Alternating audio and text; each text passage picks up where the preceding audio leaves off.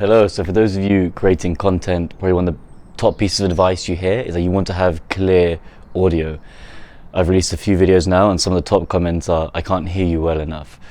So based on this, I reviewed 3 different forms of audio that you can use, 3 different types of mics, for those of you using an iPhone. So what you can see here is the pop voice, which I'm using now. So as a test, I'll use the same phrase, a long time ago in a galaxy far away. Now I'm going to say the same phrase without the mic. A long time ago in a galaxy far away. Next I'll be using the Rode mic from the Vlogger kit. So we'll try that now with the same phrase. A long time ago in a galaxy far away. So I'm doing this test outside to add more variables so it's a better test.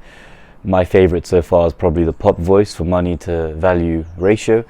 But I think between the pop voice, the iPhone basic inbuilt camera, iPhone 13 in this case, and the Rode mic Vlogger kit, I'd say the pop voice is my favorite tool so far.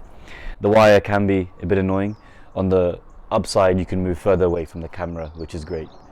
There's now a plane flying above me. I'll have to see afterwards in the editing if this is being picked up. So maybe potentially it might be too good of a microphone. I don't know how this microphone does in the wind because there is a small wind buffer, but the Rode one does have a bigger wind buffer. But I hope that helps. Any questions you have, let me know in the comments below.